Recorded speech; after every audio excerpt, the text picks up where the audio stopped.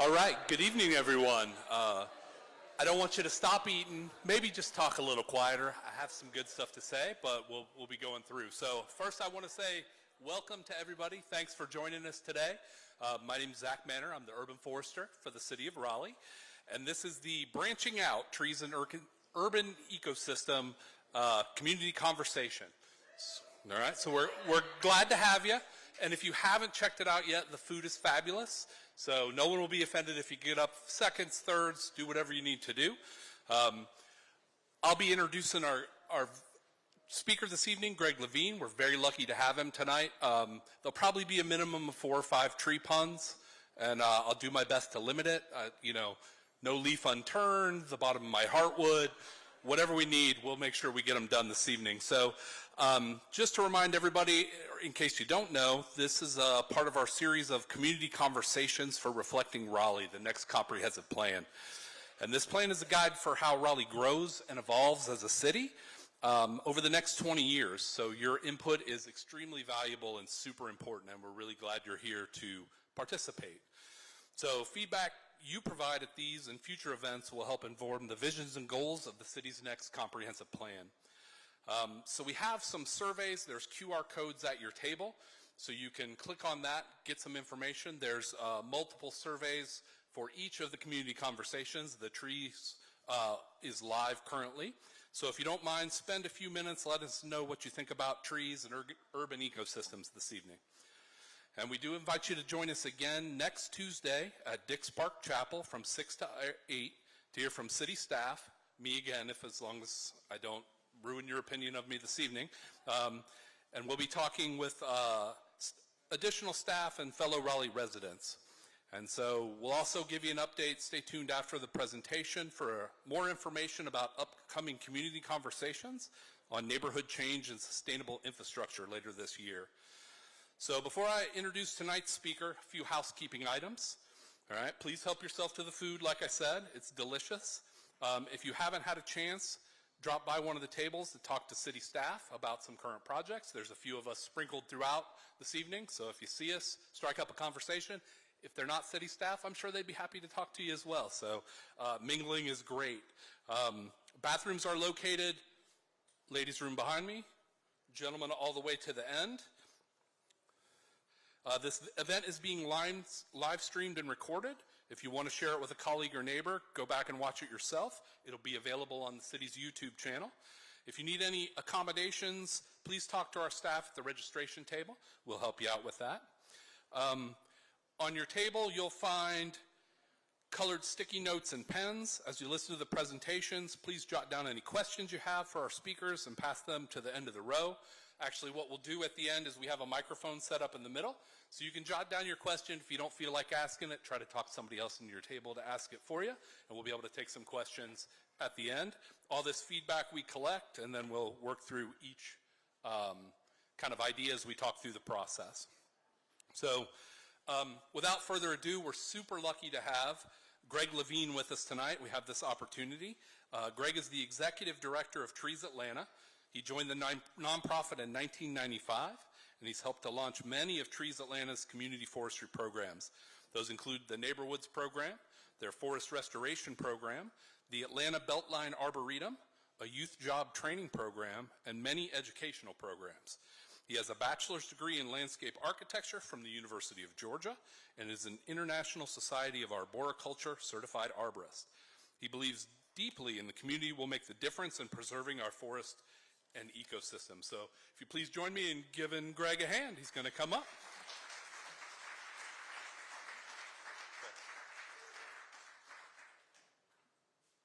Good. I'll use this for a minute. Use this one? Right. For a minute. Hello? There you go. Thank you. Can I travel with it? Turn it off too? How do you turn it off? Okay, that is the opposite. Okay. Good evening, everyone. Woo, that's loud. I'm told I'm loud. I can be even louder. It's very exciting. Well, I just want to thank everybody for having me here. I know that it is a beautiful day. You can see it outside. And if a couple of you end up leaving in the middle of my talk, I completely understand. But if all of you leave, I'm going to be very hurt. So please stick around. I'm going to try to make this worth your while. Atlanta has had a surge of development. We've grown a lot over the last few decades. And one of the things I'm going to spend some time today is to kind of compare Atlanta and Raleigh. And I think Raleigh is not following in our footsteps, but we're kind of leading the way on how southern cities are developing, both in good and bad ways. And I'm going to look at what's happened good in Atlanta and what hasn't. And hopefully there are some things that the city of Raleigh and the community can take home with you to make sure that you follow in the better footsteps than some of the things that we have done that have not worked out very well. And Raleigh is very similar to Atlanta in a lot of ways. Population, one person guess what their population difference is in the thousands. Anybody take a guess? It's about 30,000, city of Atlanta, city of Raleigh. The square miles, we're about, is it 30,000? About 30,000, I think is the right square miles difference as well. Maybe 20%, Raleigh's about 20% bigger. What's really different about Atlanta and Raleigh is that our metro Atlanta, 6 million people plus. Metro Raleigh, anybody throw out a number? Y'all know it, right? It's about 1.5 million. Big difference. Everybody's moving to the south. It's where, corporations are moving here. People are moving here for climate reasons, temperature reasons, because they want to be in a warmer place. The south is where it's at the moment, and I think it will be that way for a long time. So whether you like it or not, Raleigh is going to grow, and Metro Raleigh is going to grow.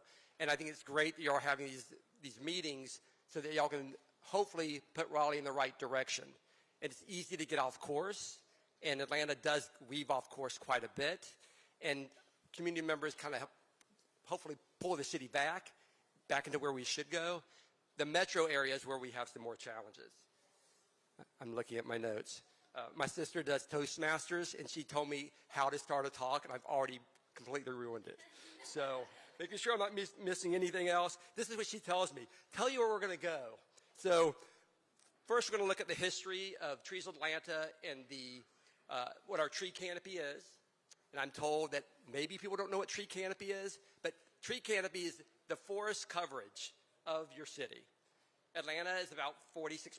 You're going to hear about the 46% quite a bit. So it's not how many trees you have, but how much of your land is covered by canopy.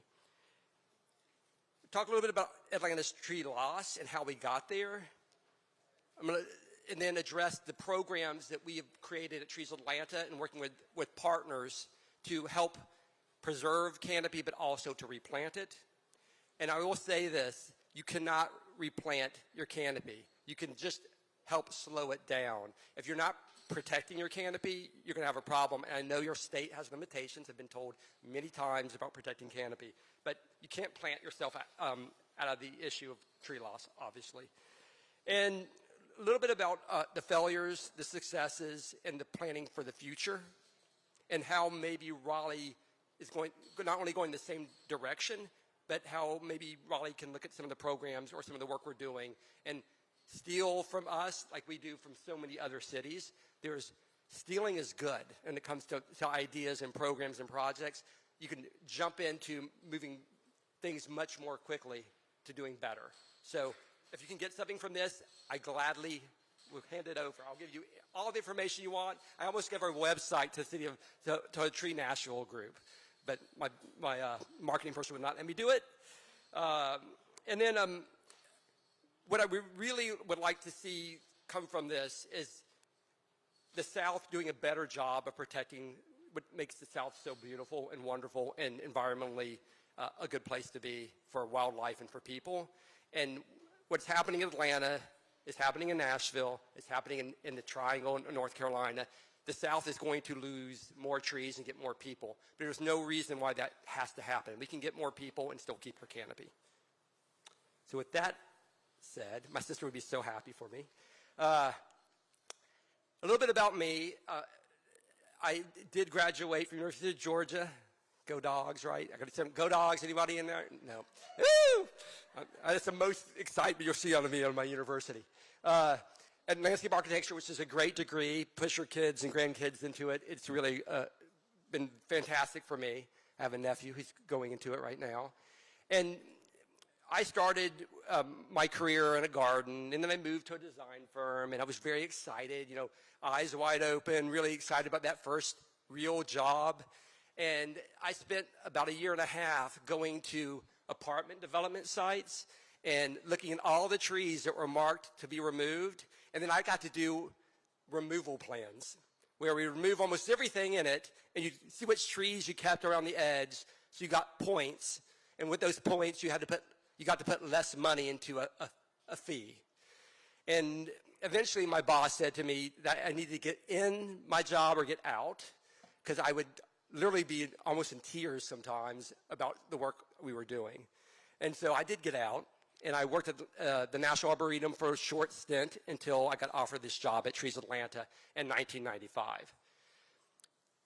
I am everything about trees. Trees do excite me. I could bore most people talking about trees. It's very few people can bore me when they're talking about trees, but it does happen on occasion. The beauty of them, what they do for people, what they do for wildlife, they're just amazing living things. Trees Atlanta has changed quite a bit, as I have. You can see how cute I was 30 years ago. And you can see the Trees Atlanta sign, which is one of the ways that we were able to change and grow, is communicating the work we do. And that's an old logo. And my marketing person's like, don't use that. I'm like, but it's a great picture, and it does tell a story of how we need to change because the world is changing around us. So the mission. Our mission is to protect trees through planting, actually not to protect trees, I'm going to read it for you. Improve Atlanta's urban forests by planting, conserving, and educating people about the importance of trees. Our mission has not changed. That mission has been consistent for 40 years, but the way we do that has changed drastically. And the reason is the city is changing. It's all about changing. The world changes around us, keeps on moving forward, backwards, sometimes both. And if you look at the photo on the left, that is Atlanta downtown in 1960s. Lots of people, not a tree in sight. And the next one is the 1970s. No people and only cars in sight. There's one tree in the very, very, very big background. So for decades, Atlanta, downtown Atlanta, was cleared of trees, never really had a lot of trees. And then parking lots moved in. And like many cities where people were leaving, not only Atlanta, but downtown was desolate. I mean, there was businesses were leaving. Atlanta was really concerned. By 1985, our population was at its lowest, about 390,000 people. Our downtown businesses were leaving. And the city knew they had a problem, and so they helped create Trees Atlanta in 1985. And it was created with Central Atlanta Progress, which is a group that helps try to protect and develop downtown and get people back in downtown. And the Parks Department helped create us, as well as the Junior League. And the woman in the back was the first director, Marcia Bansley. And she was very excited when they planted 46 trees the first year downtown, 1 block off Peachtree Street, which is our main corridor. And that's where our focus was downtown. That's how we started. With that said, in 1985, our canopy coverage was about 50%. And I think Raleigh's is about 50%, maybe 52 or 3. I've seen 2 different numbers. And you can see how it's changed through the years. But in 2018, it's at about 46%. But we recently got more data, and they haven't put it out there. I don't know why, but we're under 45% now. And the challenge there is not, like, oh, it's only, 10% in 40 years, but the majority of that loss was in the last 15 or so years, and it's moving very quickly. We have a lot of development, and it's not as controlled as we might like to protect trees. The center there, that orange core, that is our downtown. The hottest, the most heat, the least tree coverage. You get to the outside, more green, more tree coverage, cooler. And if you look at the south and west sides of that red core, those are neighborhoods that have the least resources being put into it by the city, kind of abandoned, a lot of parking lots, and a lot of your poorer neighborhoods. I'm making that reference because I'm going to talk about it more later. So the growing challenge here, we have a lot of development. But the development that is destroying the most canopy for the last 15 or so years, anybody want to throw out a guess? What kind of development? McMansions. That is, she was in the presentation earlier, or talk earlier. Yes, they're losing the most canopy in the last 15 years, replacing a small bungalow that maybe was 30% of the lot and putting in a bungalow that's 50% of the lot. And what happens is you lose every tree in there as well. So that's been kind of the core of our loss, but now it's starting to change a little bit more, and I'll talk about that later. But if you look at some of the numbers, which I cannot see with my glasses, I guess I should take these off. Some of those numbers up there are, first of all, four of the hottest years, you all know this, in the world were between 2015 and 2020, and that was from 2020 data. So who knows what the last 5 years were? So we have a global challenge, right? And then global, our ocean temperatures were the highest they'd ever been. I don't want to bring you down, but this is just fact, in 2024. So we can't do that much in individual cities to affect that, right? But we can control the heat in our own cities. We can plant trees and keep the trees we have.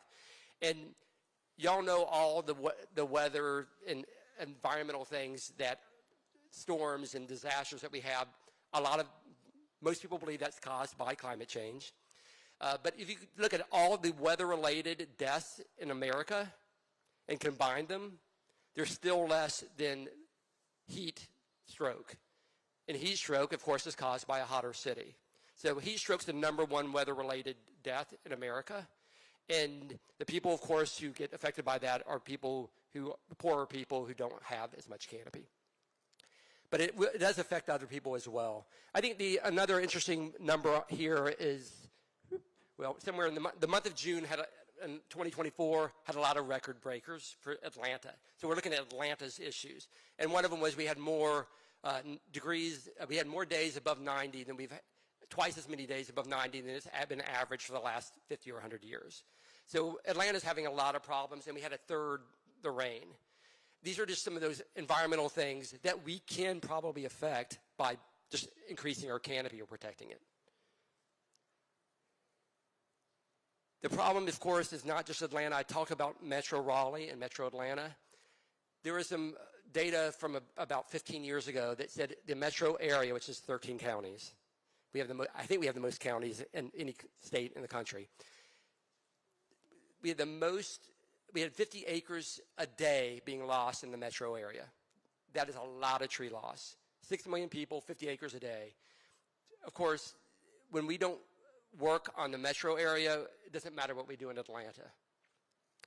That beautiful forest there is now the Braves Stadium that moved to Cobb County. It was over 50 acres lost in 2 days, but it's just an example of what was lost every day for more than a decade. A lot of acreage. So a little bit, and I can't see the slide, but a little bit about the history of our organization. We did start in 1985, but if you look at all those different dates, most of those are regarding how we developed different programs to address the tree loss issue. And you create programs to bring more people in and to deal with a problem. And that's something that we've done as an organization for 40 years. There's a couple other interesting dates. We had our first building in 2005. We just moved 2 years ago to a bigger building on the west side in an industrial area. But what I would like to share is that you have to continue to grow as your nonprofits, as an individual, to deal with the growing changes and the needs in the world. So my old boss, Marsha, liked having an 8-person organization. It wasn't doing enough work because the city was growing too fast for it. So I'm going to talk about all these programs. And again, maybe I'll give you some ideas on how to support some of your existing organizations, or maybe y'all might look into supporting your own organization. But you can see how they're kind of spread out. About every 5 to 10 years, we come up with another program. And I have to say, they usually start with federal funding to help start them. And it's usually about $30,000 to $50,000. And we literally get enough to support that, or back in the day when you could do things for less money, to help start those programs. Almost every one of them had federal funding to start it. The most important all right, so the one that makes me feel best is tree planting. And the organization started the downtown tree planting. You can see some of the numbers. We have about 5 planting programs. I'm not going to go through all of them, again, because I have to, you know what, I'll do this. I'm going to put this on so I actually can see it. Is that, hello, hello? Hello, hello, hello? No? All right. I'll just have to, y'all can tell me what the numbers say. But the Neighborhoods program is our biggest planting program. And this is the one that I think is the most effective. We plant trees with volunteers and community. I'll talk more about that, a lot more about that one. And then the Urban Trees program, which is our oldest program. And some, again, change is important. We started downtown for beautification, and we realized climate is really a bigger issue. And some of those parts of the city, of downtown, have never seen trees since 1800s.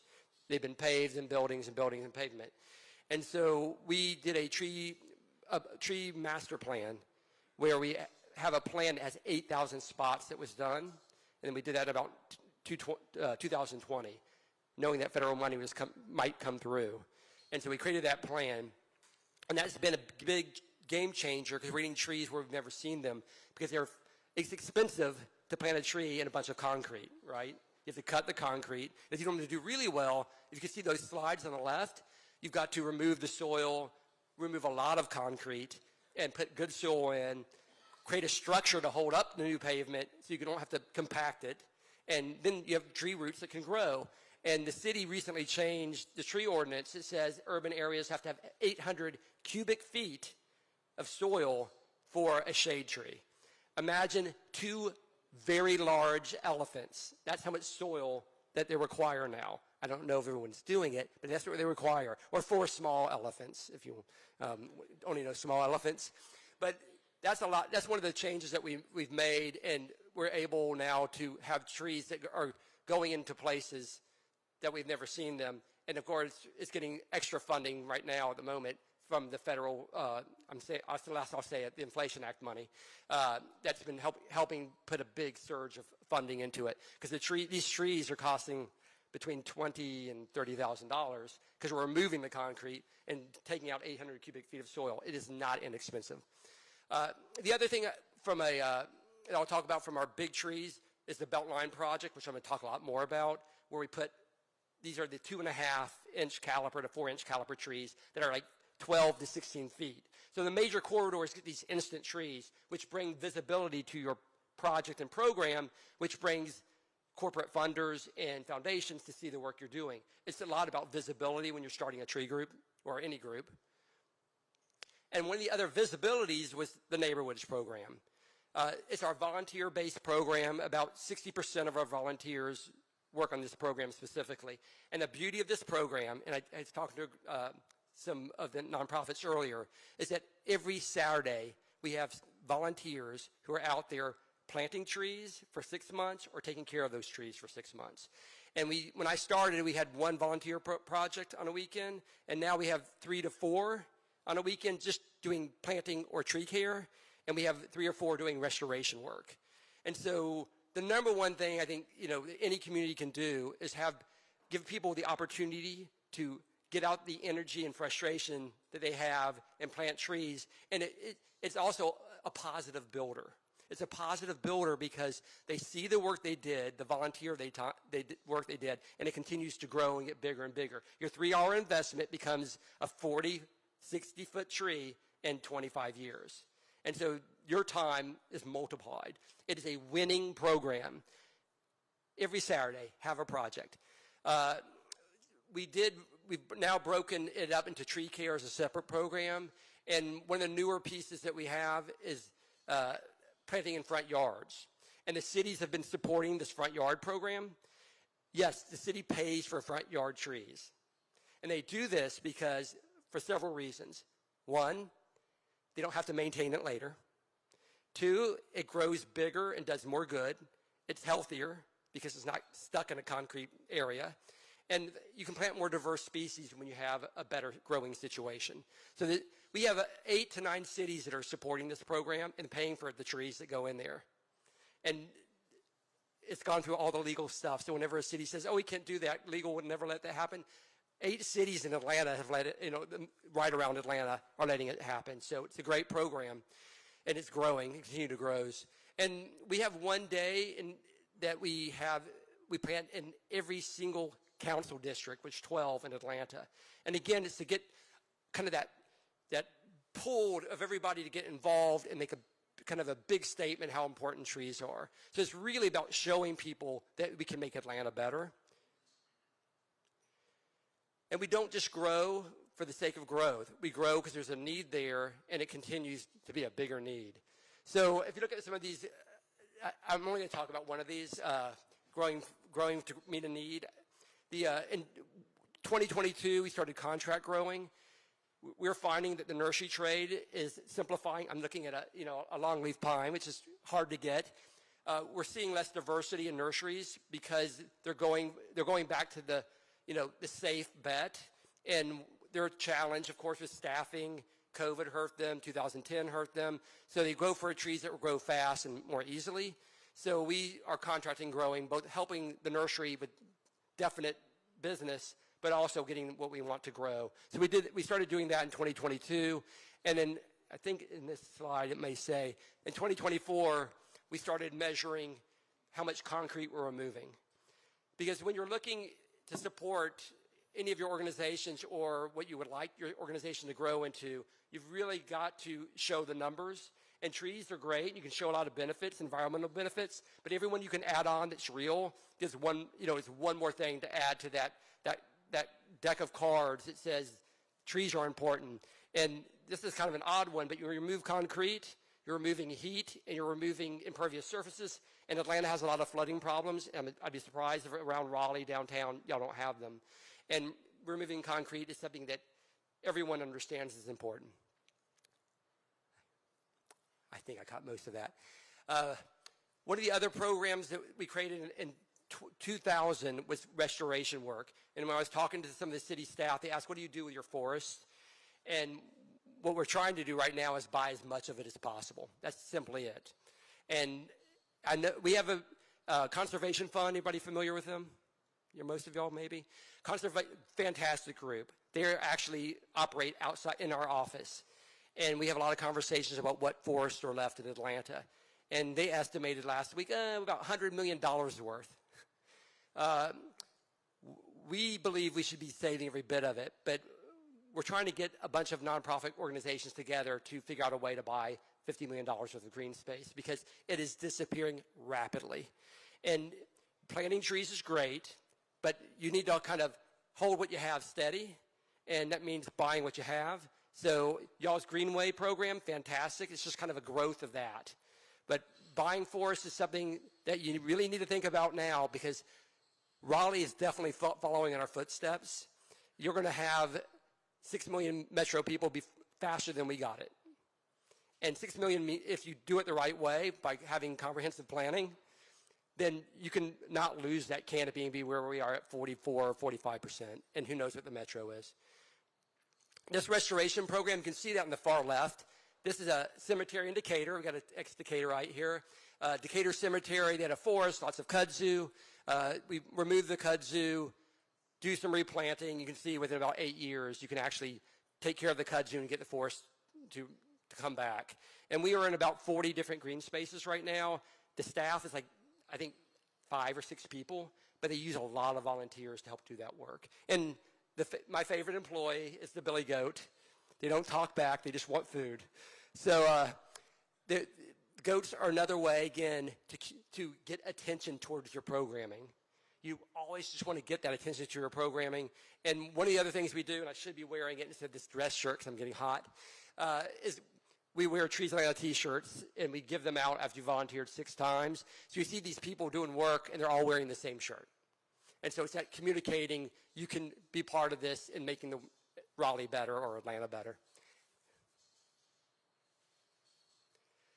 So at some point in college, I remember one of my professors going, it's going to be your generation that has to fix everything, which I think is so obnoxious, right? Tell the next generation to fix it all. Well, it is necessary to have that next generation be ready to do some fixing. So we started our youth education programming in 2012. And 2 things that we did for this program, we're getting classes in school, basically. We brought teachers to schools, and they a classroom gets a visit of 3 times. So what we're trying to do is, and we're seeing a difference, by the way, is how we can get kids, thank you, my covering, so,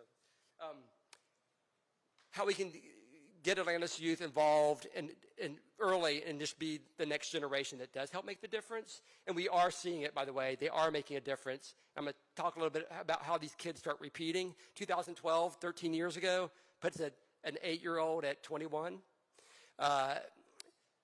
We also have a camp. So if you can be in a camp, or you see us in school, you start to think trees are important. You move to Raleigh, you think trees are important, you help Raleigh. So it's all good. We started to see the kids now start in our youth tree program, youth tree team. It is a work program. So some of our kids in camp are now going to work for us for the summer. We had 65 kids last year, and this is many of their first jobs. We give them professional development, which we know this generation really needs. Learning how to keep their phones in their pocket, and we actually teach them that. But it's their first touch of what green jobs can be. They go on field trips, they do some labor work, and then they come back as interns and then part-time staff. And this year, we only had 65 or 70 positions, and we had 200 applicants. So there is a need, and I guarantee you there's a funder and somewhere in Raleigh's big budget that could help fund a program like this. So we're having to say no to 130. Most of them deserve to work for us. And a lot of them are repeats. What's interesting about this program, too, and they work 5 hours a day. They do work like mulching and pruning on the Arboretum. But this year we have 3 partners, like the Botanical Gardens, Piedmont Park, and Arabia Mountain are now taking some of these students so they can get a different green job, experience. So just to see what all they could do. And a lot of kids don't want to work at a desk. So this is really important. And actually, one of my favorite things about this program is that in those 65 kids, 50 different schools. They were from the whole metro area. We had 50 different schools apply. I don't know if they all got in. Kids from all different backgrounds are learning to work with one another. So just, again, layering the benefits of a program. I'm all about everything you do should have layers of benefits. And then we'll talk about the next adult education. The next program after this about the layers. Adult education, you're in a speaker series. We do those. We do workshops. But the really great programs, certifications. And there's 5 different certifications here. And what the certification does is help build confidence for community members to take more, not responsibility, but more action in their own neighborhoods, whether that be doing restoration work or managing a tree planting. And we have a pruning class, it's 3 classes. The tree keepers is 7 classes. It includes everything from restoration work to tree identification to disease. And that's really the confidence builder. And we also have I'm going to go the Forest Stewards program. That's the one where it's like 4 classes. And we have 5 or 6 people now who are managing monthly projects of volunteers who are doing it on their own, and they feel confident about doing that. So they go to the same park and do restoration. So it's been a great steward program. My sister, who heard this talk a couple of times, says that she was really interested in the docent program. And the reason why the docent program is so fantastic is because one of the things that I learned many years ago is that when people can identify a person by name, an animal by name, or a plant or tree by name, they care for it more. And what docents, the basic thing that they do is identify trees for more people to be able to identify. And that brings in people to start caring about it. So we have a group of docents who do tours in parks and on the Beltline regularly. As part of our adult education. That's a big part of our adult education.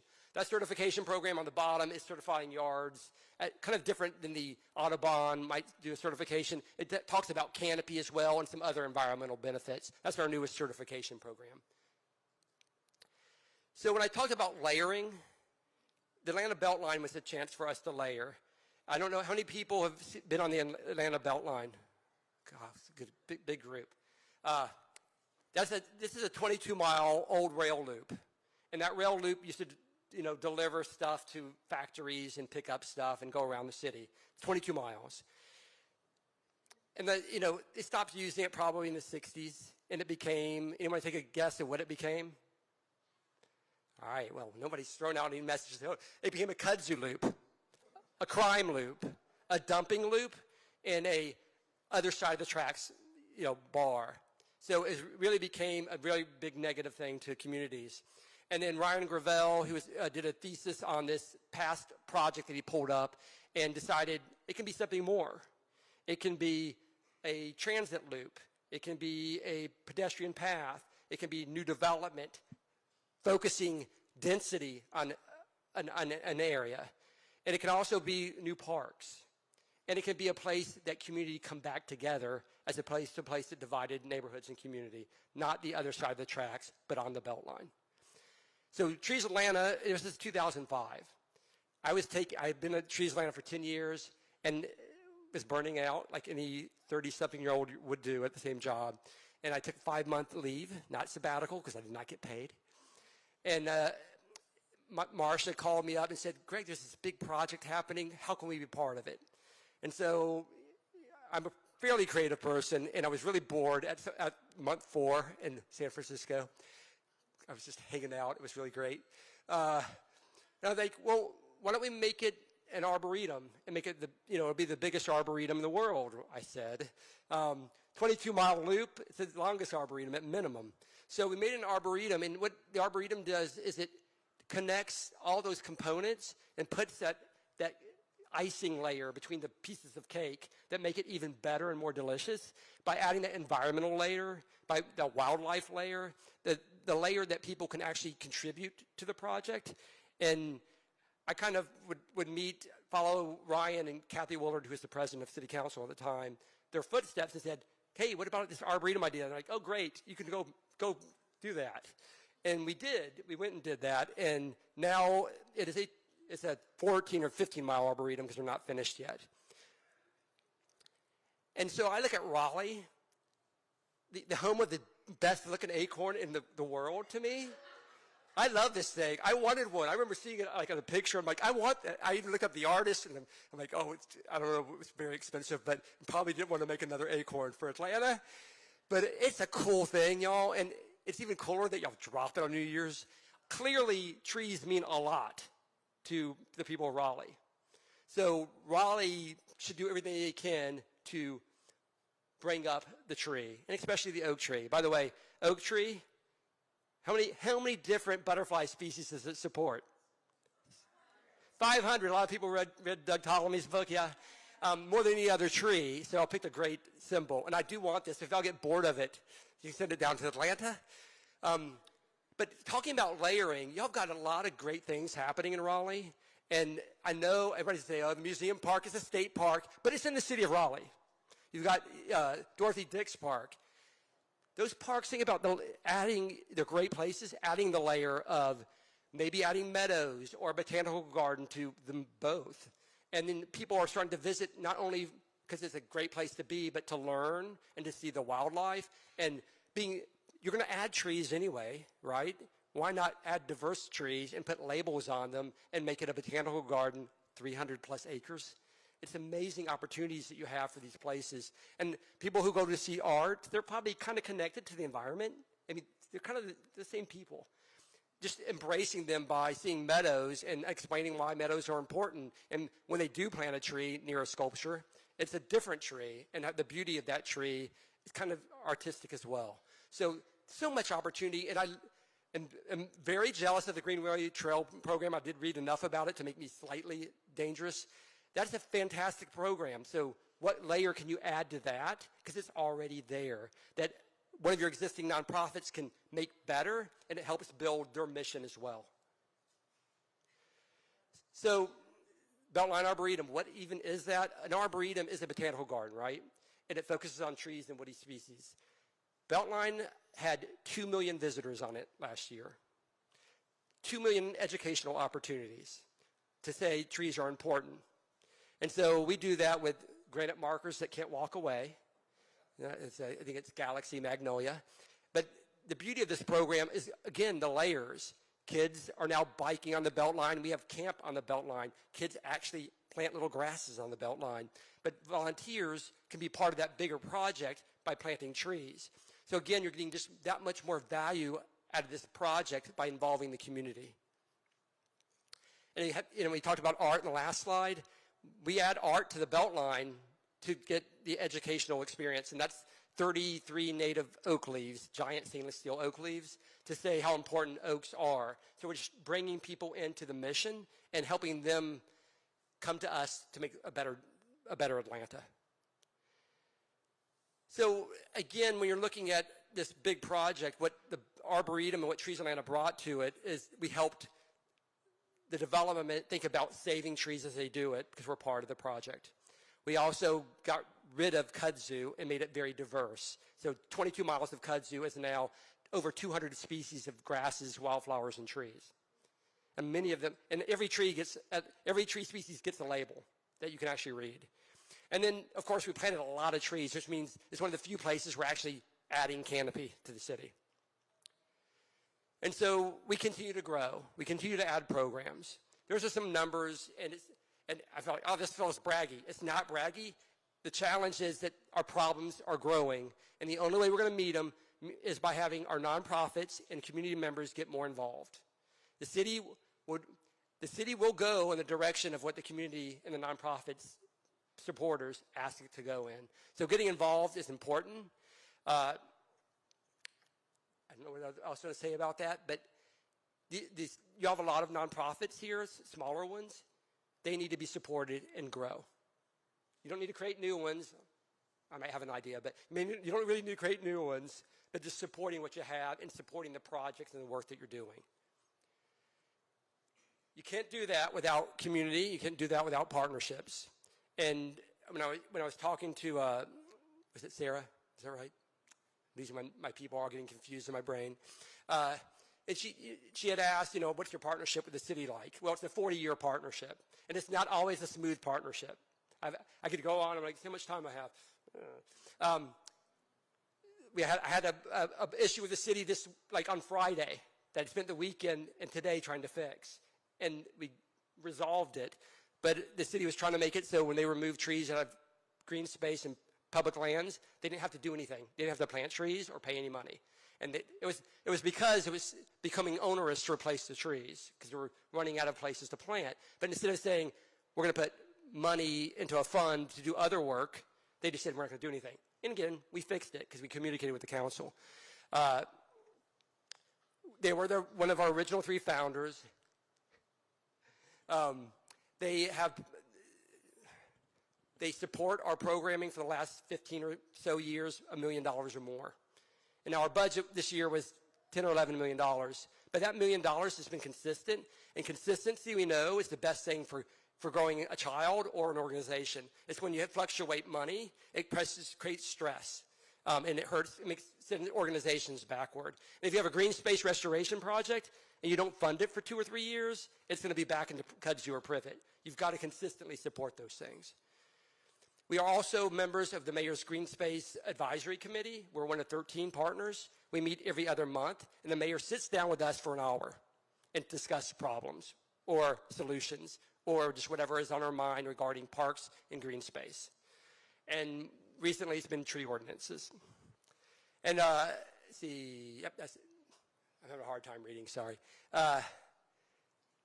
Getting that partnership, again, I said it's not always smooth. We are working on the tree ordinance right now. And our last major change before the last few years was in 2002.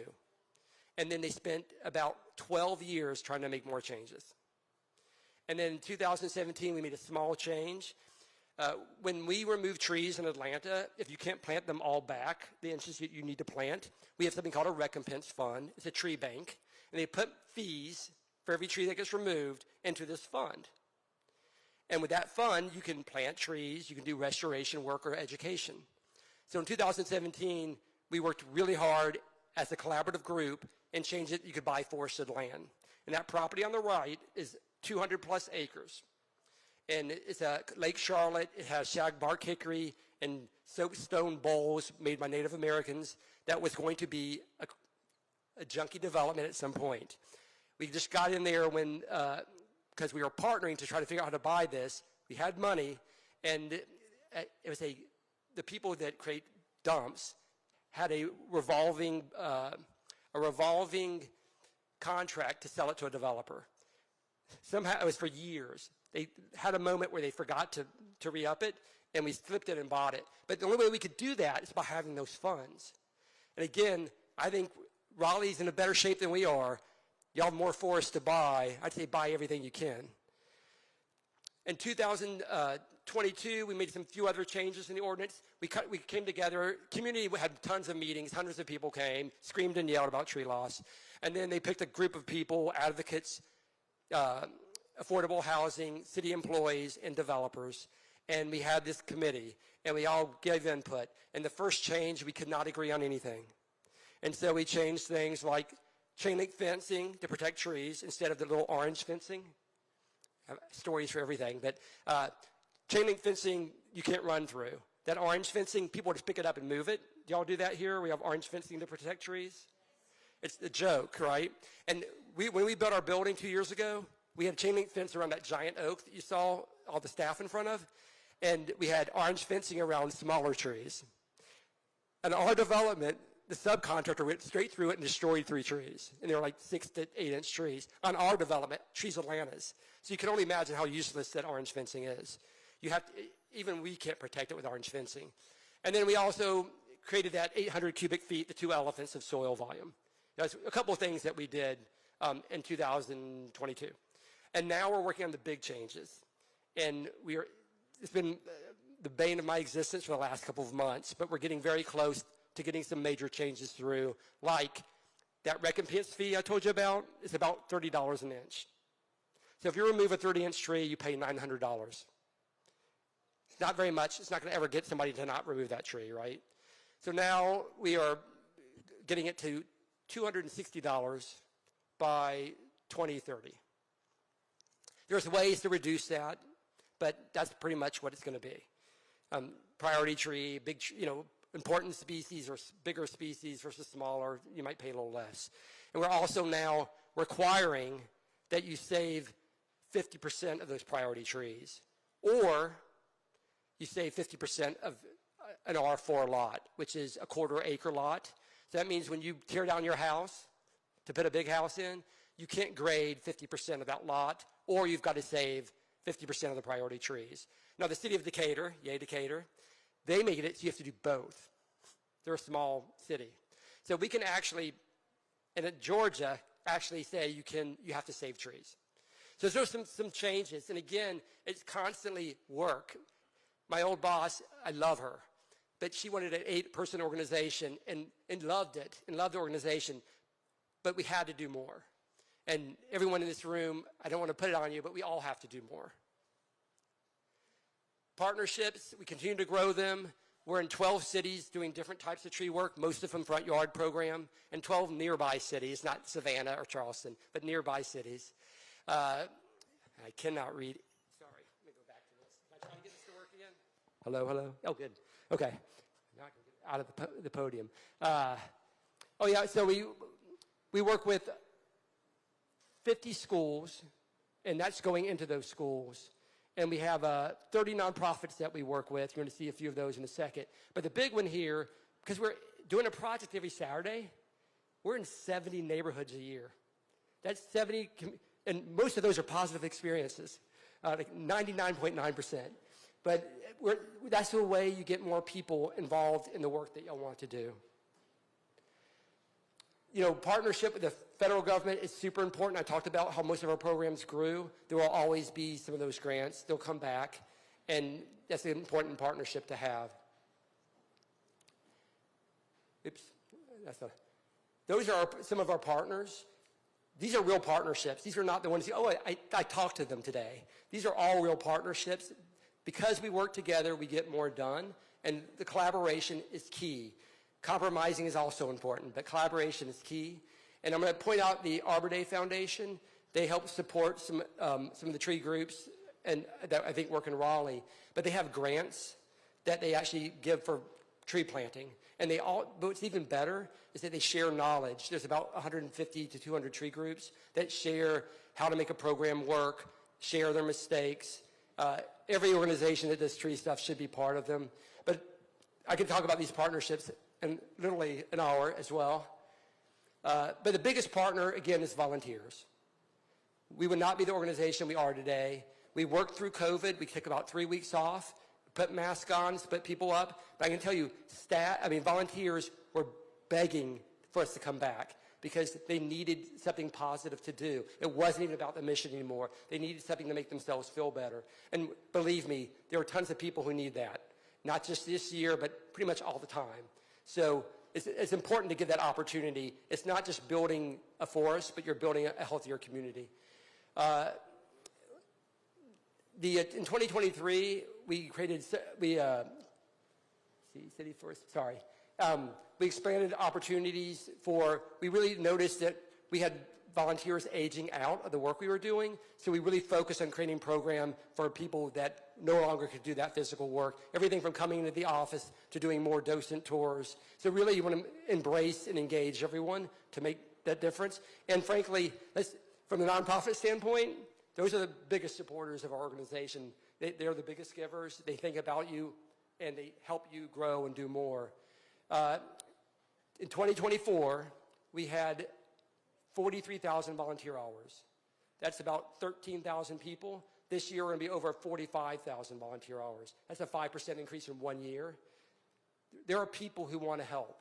You just got to figure out ways to engage them and give the funding to do it, because it does take money to manage volunteers. We have 3 staff that work with volunteers that just manage them, not do the work with them. So I was asked we had some pre-conversations about some things I might want to share. Looking back, that's Back to the Future if you can't see it. Anybody remember that movie, Back to the Future? 1985 when we started. I was asked, what would we do differently? Well, one of the things we would do differently is remember that it's not just Atlanta that's losing trees. As a reminder, around the city is losing a lot. In fact, what I didn't share with you a second ago was we had 3 of the top 10 counties in tree loss in the Southeast.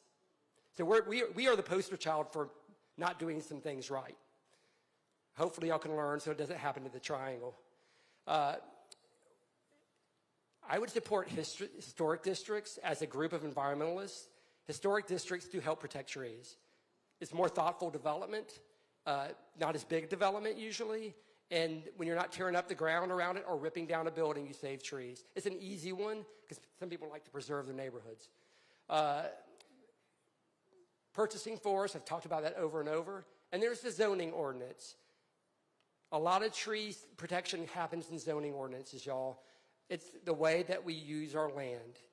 Tree ordinance is not enough to really protect trees. So if you're not getting involved in this work, then this is where you should start. The zoning ordinance is the way to do it. It's difficult to figure it out because there's a lot of moving parts. But zoning ordinance is very important. I would have gotten involved in that in the 90s when it would have been easier because the city was kind of going down a little bit. Now it's harder to get things done, and we have a lot of people moving into the city who maybe not care or notice the canopy as much. Coming to you soon. And then the big one here is there's lots of ways to measure tree canopy. And now they're getting less expensive. It's not my thing. I'm an art trees guy. But there's ways to measure it very easily. It's getting much cheaper. And if you start measuring your canopy every 3 years, you're going to have a report card. Are we losing canopy? Where are we losing canopy? It helps us engage those communities more. And we're looking, and what we found again is that in the past, lower income communities were losing the most trees. Now it's everywhere. But it's a good way to measure and get a report card. So some of our future priorities, it's our 40th year. Anybody want to come to the Root Ball? We have a party, first Thursday of the month. 500 people, new friends, and it's a fun party, not pretentious at all. And in that, we're creating our strategic plan right now. It's pretty common for nonprofits. You're kind of doing a strategic plan, City of Raleigh, and it's kind of mapping out your future. And we're just finishing that up. And what we do along with our strategic plan is we do a capital campaign every 5 years. That capital campaign gives surges to our program that we've created to help support it a little bit more, and we kind of use that up. And it gets a little bit It gives us a little bit of a break in raising money every year by having these capital campaigns. Y'all got a lot of corporate folks here. I don't know about your foundation world. You'll have a lot of potential support here. And then we're going to focus on property owners doing more, meaning looking at their canopy. Each one of you can do one thing if you own a home or you live in an apartment, and it's plant a tree. Planting a tree is a part that you can easily do when you can't have any control over the rest of the world, and encouraging your neighbor, your school, your friend, or whatever to plant one as well. So that community members can volunteer, but they can also do something at their own place.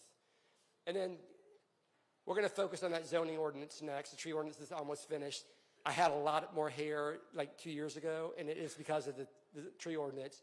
But these are things that aren't always fun and do cause stress, but they can make potential big difference. And so when I look at what we could do different, I couldn't help but see what Raleigh possibly could do differently. I don't want to be one of those telling you what to do people, and I'm not.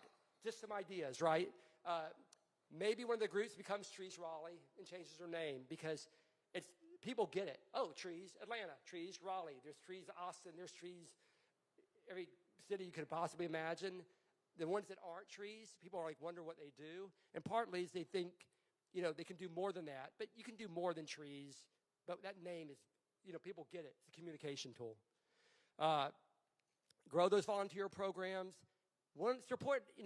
Cities should support one of these nonprofits to do a weekly project. You will get the volunteers. There will be no doubt in my mind. Look at those other big projects you work on and see how the trees or a park, or botanical gardens, one of these groups can get involved and make it even that much better. They're going to spend the same amount of money to do it, but it's just going to make it richer. Really work on that partnership with your mayor and your city council. It is critical. Community, having a good relationship doesn't mean you always get along, but having a relationship where you're constantly communicating, collaborating, and unfortunately compromising, but you have to do those things. The expression I hear from Conservation Fund all the time is, don't let the perfect be the enemy of the good. And it's not my expression, but I do love it. And when you're looking at this comprehensive development, and y'all need density. Y'all need to figure out where it goes. I'm not going to tell you where that is, but it's really important to make those right decisions. Dense developments in your city mean you're putting less pressure on your forests and your natural areas. And it's planning for density. Don't let it happen on its own. That's when it happens badly, and that's what's happened in the Atlanta metro. Portland does that, and they're not perfect, but they protected a lot of natural areas by doing it. Raleigh and the Triangle have that opportunity more than the Atlanta metro does. Again, your Greenway program, keep on doing it because it's really great. I really wish we could do something like that, but we have not been able to do it. So with that, happy to take as many questions as y'all can bear, or if y'all need to get water or get out of here and get that nighttime walk, I completely understand. Thank you.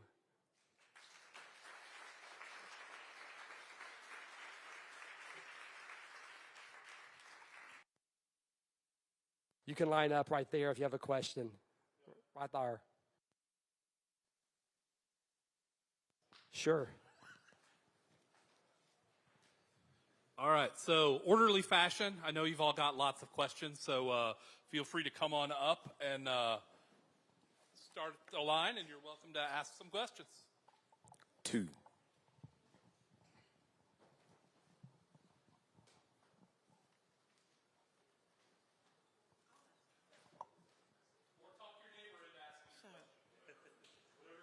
So, as a Raleigh native and has seen a lot since the 60s, when IBM first came in to our green space, I was wondering how Trees Atlanta, which I've been following you for your food forests as an example, but how do you, in working to increase the tree canopy, how are you managing and addressing funding, removal and management of invasive species so that the trees you're putting in have the best chance of living the longest time? So education, sure.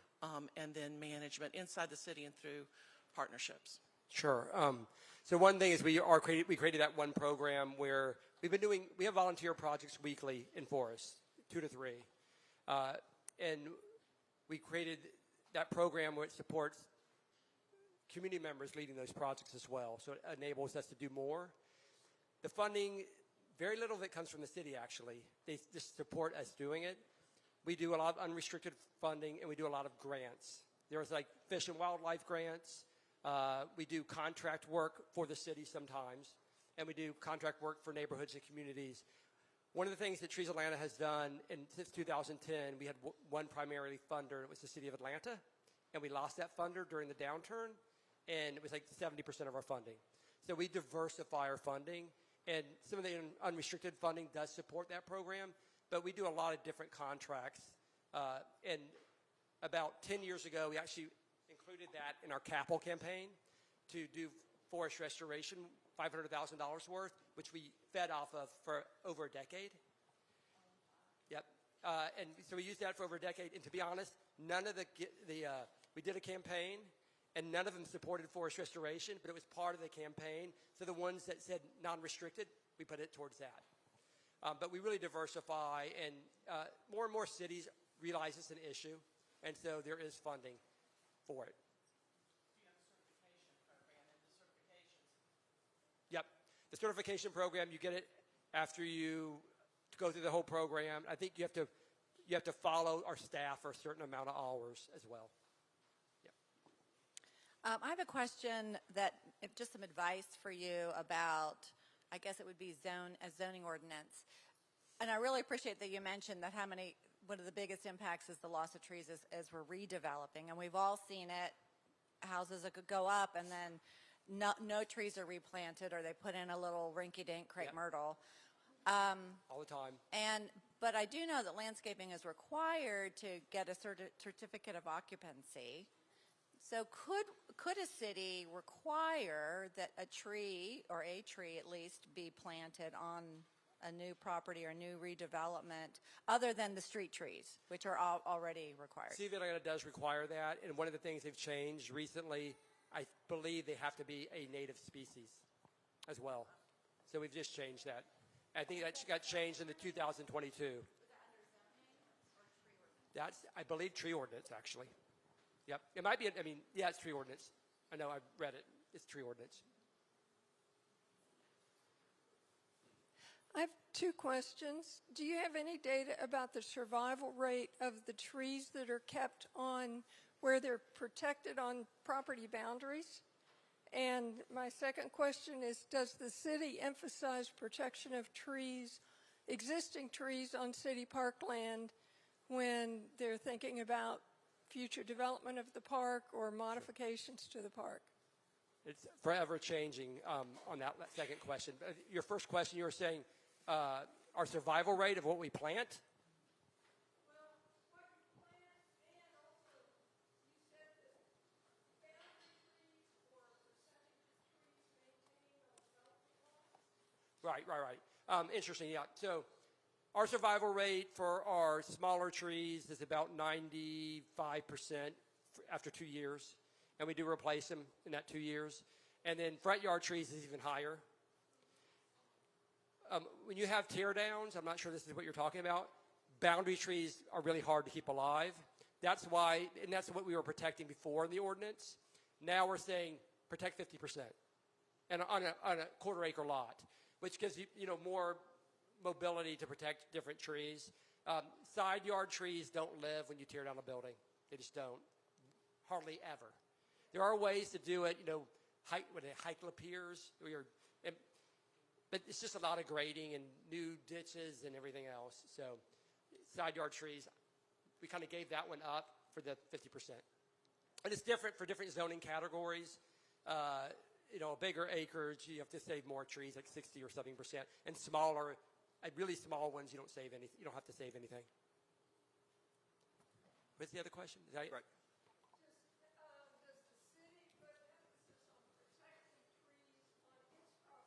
Oh, yeah, sorry, yep, thank you. So the city, again, I may not have made this clear, on all public land, if you remove a tree, a 30-inch tree, the city right now requires that you plant 10 3-inch trees. So every public project, they replace it inch per inch. I don't think that's a good idea, and we just had a council person who said, we're not doing this. It's slowing down 2 police stations. So they're changing it into either completely plant the area, as much maximize planting, or a tree per tree, and then they're going into the new recompense fund. And I'm hoping they're going to do the $260 per inch, and not, we're actually growing it to $260 by 2030.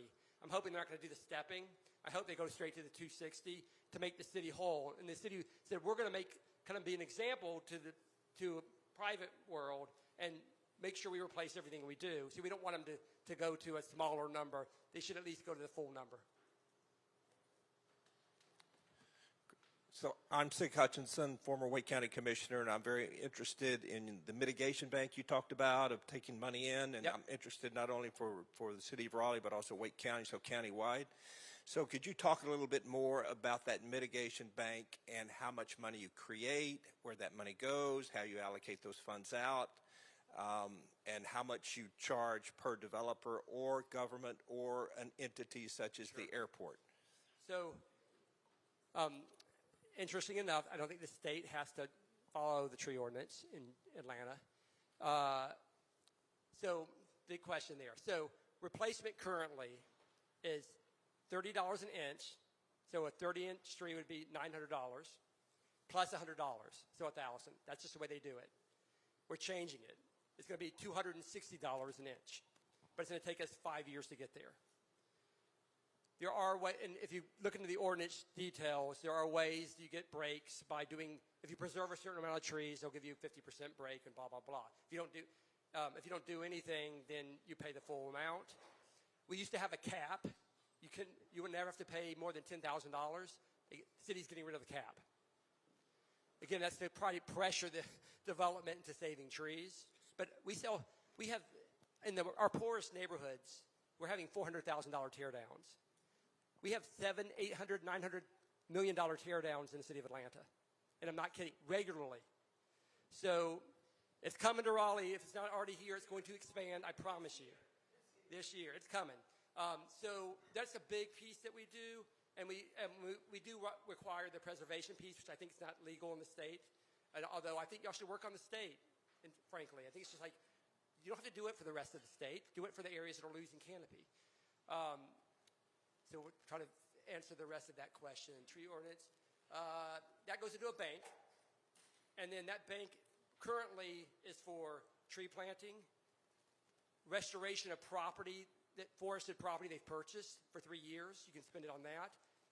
Up to $100,000 or 5% of the fund can be for education. And then you could also use it for creating the extra infrastructure work to get a tree to do better. They're trying to use it for maintaining trees. If you put all these things in it, you're just going to drain it.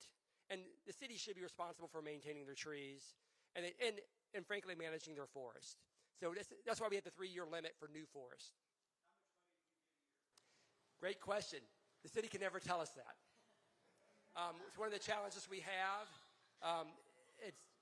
It's just hard to get the answer out of them. But we believe $10 to $12 million, you're getting about $2 million a year. We don't know how the change is going to work. They may find that we're saving more trees and get less money in. One of the challenges on this next ordinance change is they want to spend $1.5 to $2 million a year to pay for staff.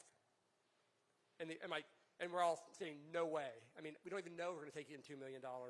So that's the challenge. And our compromise is, up to 20% of the money you bring in as an average, max. So, 20% is typical overhead, right? And so that's what we're thinking is a good compromise and a fair compromise.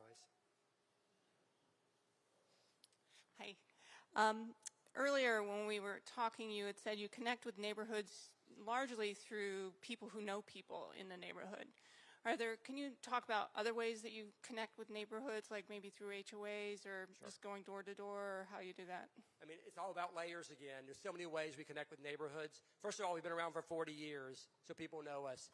That sign I had in the first slide, people are like, what is Trees Atlanta? They go to the website and they learn more about us. We do flyers when we plant trees on the yard and the right-of-ways that get the trees, so that people are seeing us that way as well. But the volunteer program is usually the biggest way that people learn from other people about volunteering. signage was huge. For years, I'd hear from people, "Oh, I saw your sign. How can I help?" But it's multiple ways. I think I said earlier, we used to go to every festival in the city. It was fun when you're in your 20s and maybe your early 30s, but not fun after that. But it's really neighborhood-wise. We also now, when we do a project, we try to go to a neighborhood association meeting as well. So, but we've been around a long time, and when you have hundreds of people out on a weekend, majority of Atlantans know who we are. Can you tell us something about your experience with utilities companies and the tree butchering? I think every community in the country is. Well, first of all, put them on your board. Put Power Raleigh, whatever it's called, or Raleigh Power, on your board, or North Carolina Power, because they do help when they don't prune correctly. You have a contact. A lot of times they want to prune correctly, but they're hiring so many different contractors, they have to be reminded. So putting them on your board is important. And we've had people from Georgia Power on our board for 20 or so years. We still have a lot of bad pruning, but they know they're going to get a phone call. And neighborhoods now will call before the power company even starts their work. Somebody gets the flyer and they're like, "We're watching you." The board member we had before this last one was in charge of line clearing. So I still call him up. That's why I would get on your board. So do you still see butchering? Oh, of course. But, planting better, things we're planting smaller trees under power lines, and they can do a little bit better job of pruning smaller trees under power lines. We do it. But we don't plant shade trees under a power line. So. Thank you. Right tree, right Stay place. at it. Yeah. Hey, I actually have a few questions. So I work for the town of Apex, southwest of here, which, if you don't know, last year it was the fastest growing town in the state. With that, yes, yeah, lots of good things and bad things. So my first question is, Apex is building a new environmental center that's going to be kind of like this, but also an interpretive center.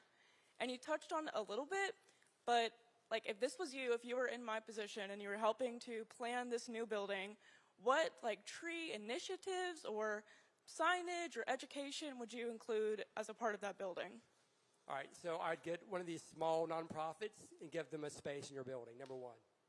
They'll get visibility to do good work. You're helping them do that good work, and you're doing what you want this facility to do. So find a little space for them. That would be the first thing I would do.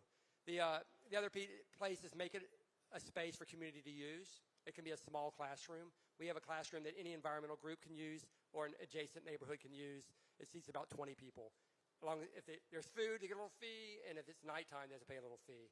But have that space available, and put a camp in it, and make that camp include bicycles, because most camps don't do that, and kids want to be on bikes more than almost anything. And you have an environmental message and bikes, you're going to get kids to come. We have 300 kids that are in our camp, and on the southwest side of the city, which people would say is the wrong side of town, but it's because that biking component. So those are a few things I would do. And, of course, having a design of somebody that cares. It's probably too late. You probably selected someone. I hope they care about the actual mission of this building, because it makes a big difference when they care about it.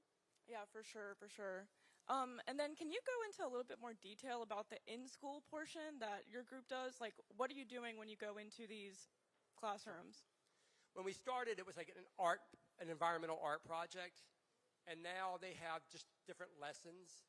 We have one full-time youth educator, her manager, and we have 2 part-time who basically visit the classroom about 3 times with why are trees important, the connection to nature. It's just different classes. And we have our newest staff person was an educator for 7 or 8 years, so and then got a degree in environmental education. So we got the right person. So they're really kind of advancing what we do versus, using natural paints and doing an image. So that's the 3 times is really important. Again, just the visibility. I think something I read many years ago was when you hear something 6 or 7 times, you actually start to remember it, and it sticks in your brain and has importance to you. So that's why we do the repeating. So if we visit several grades, you're going to hear it, hopefully, that 6 or 7 times. Yeah, I got my master's in conservation education, and I just started this position. It's brand new, so I'm probably going to be the person to go into schools and do this work. Give us a ring. Yeah, We have six educators. perfect. Love that. And then last question, the not so fun one. Obviously, with all the growth that Apex is having, there's a lot of, renovation. We're demoing. We're getting rid of trees. How do you deal, I mean, obviously you're not from the town perspective, but how do you deal with that disappointment that comes with, we can't save every tree? Limit my drinking. I've been doing this for 30 years. I'm not numb to it, but it has to be something really big that really upsets me. I think really is continuing to figure out ways to do better and get more people involved. I did those every Saturday volunteer project. I did that for 15 years. So it was me who was doing that and that was the best day of my week. So that's one thing. Go out there every Saturday and do a volunteer project because you're surrounded by people that want to make a difference. The best people in the world. They're some of my best friends. One of them's on the board right now, or two of them are on the board right now. He met his wife at a project my first 2 months there. So I think being around good people is great. Being around good people doing good things is that much better. And just keep on fighting the good fight and knowing that you can only do what you can do. The world will reinvent itself when you're gone. Perfect. Thank you.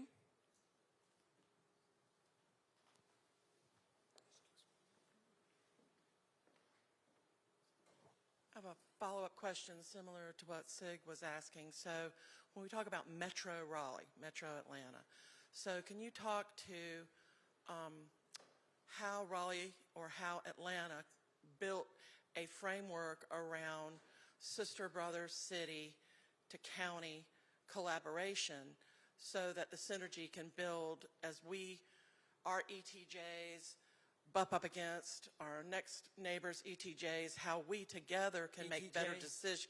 So basically, you get our services, but you're not quite in and you're not quite out. It's you're doing the hokey pokey till you're completely in. Right.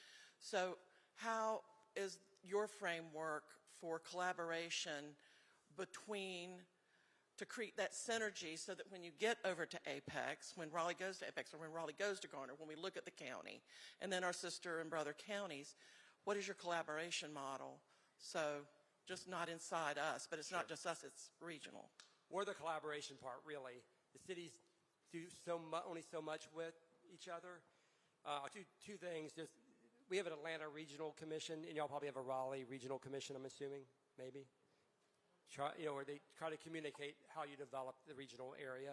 That's a good way. We have not spent enough time working with them because there's so much going on, and it's just not been a focus, and it should be, honestly, it should be.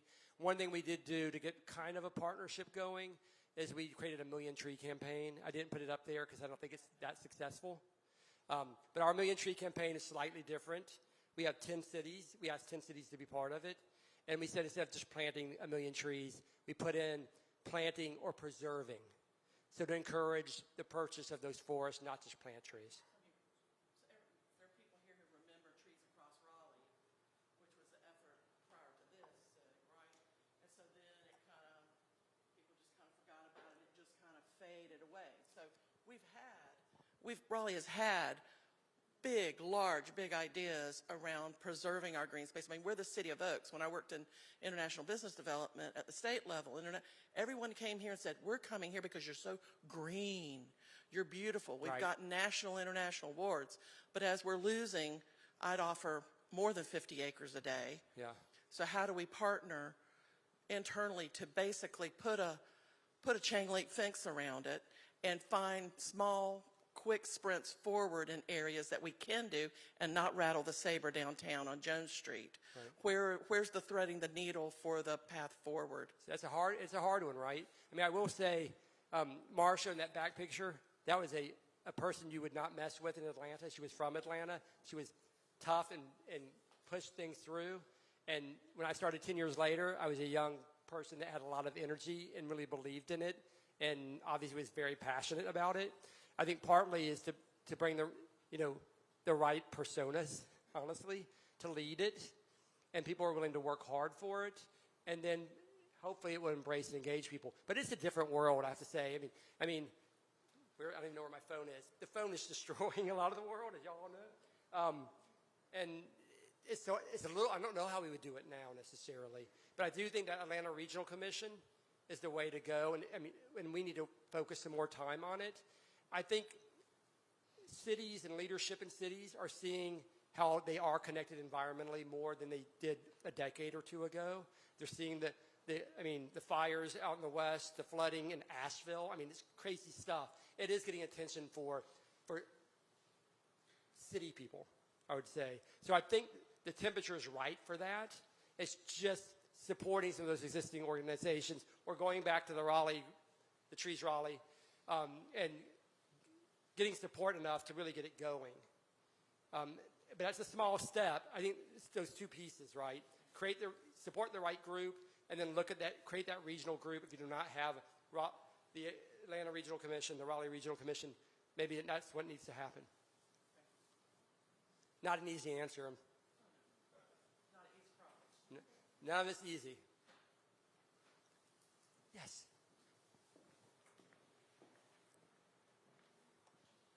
Your million tree initiative that you weren't going to talk about, why did you think it didn't work?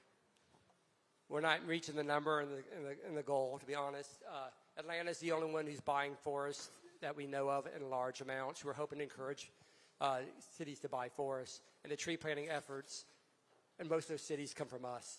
And a little hard time getting other data that they do, the work they do. And it was a little bit blingy. And million tree initiatives are. We just thought we were going to put that new picture on it to preserve forests. And we're like at 200,000 in 6 or 7 years. Not a whole lot. So I never liked the campaigns. I was a co-director for a while. We kind of thought it would be worth trying for the preservation piece. By the way, it was 10 cities, 10 nonprofits, and million trees, and there was one other 10 thing. I can't remember even what it was. But we still keep the numbers. It's just my staff doesn't like it. Yes, ma'am. You might know this, but our previous governor, Roy Cooper, did announce last year, I think it was, his goal for planting 1 million more trees in the state. Maybe pine trees, I'm sure. I expect it'll be a diverse range, but he did a number of things around native plants and trees, but just FYI, which I thought was interesting because he did choose that same number, but it's for the whole state. Yeah.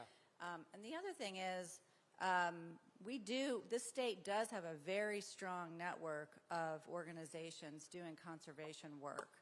And I don't personally know what the Triangle Land Conservancy's been doing in the Raleigh area, and Kate, you might know more, but in any event, we do have that. And even the city has done a lot with land conservation in watersheds, which is, not far away. So those are some positive steps. But I really think, and we do have a lot of community groups working on different aspects of concern for the city, but thinking about how we could tap into one of them to take this up. City Votes Foundation, I'm just going to ring the bell. I've been ringing it.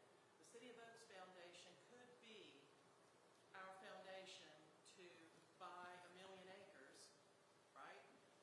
And it could be the city of the county of Oaks. It could be the state of Dogwood, whatever. Choose a tree, a native tree in North Carolina. But the City of Oaks Foundation is looking for a cause, I believe.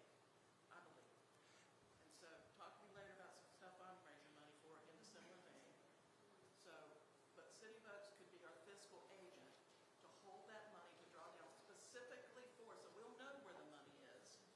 So not going into a general fund for, it's private-public partnership, and that the City of Oaks is a segue and a force multiplier for getting more of that green space, bringing in large corporate sponsors to build our urban forests. So I say the City of Oaks is already sitting there, already has a structure. When you said something flew in my mind. I was in a meeting with Trust for Public Land. They were talking about the Beltline, the history of the Beltline. and Mayor Shirley Franklin was there. She was the mayor of 2000 to 2010, I think. And afterward, I was asking her about the tree ordinance stuff and if she had any advice. And she's one of the past mayors I like. There's a couple I don't.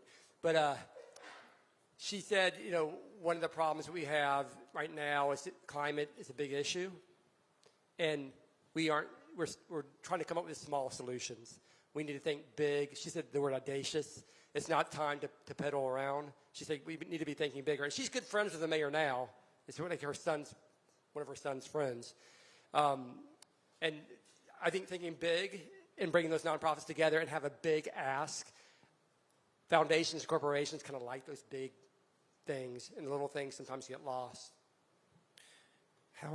How important is diversity of trees versus just planting more trees?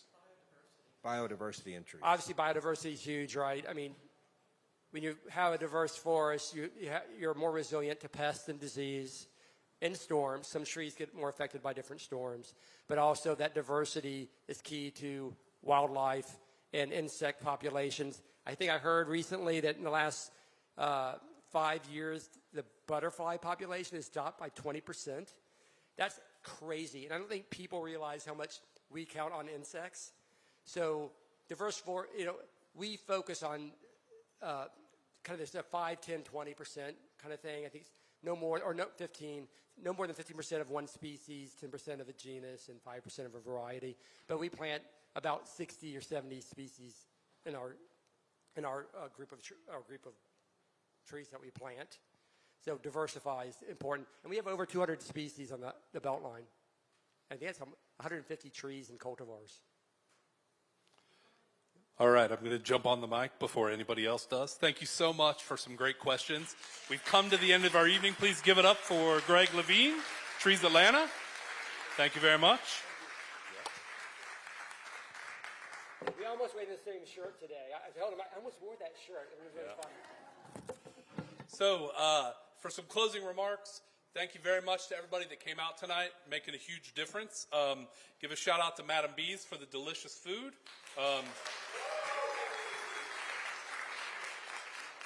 One more round of applause for Greg. He had some great information. Thanks for coming to Atlanta. From Atlanta, excuse me. We want to thank Durant Nature Preserve. Hopefully all of you have been here before. If not, come on back. It's amazing. Your feedback is really what helps us plan a future where Raleigh serves all its residents equitably and sustainably. If you still have feedback for us, there are the QR codes on the tables, on the brochures.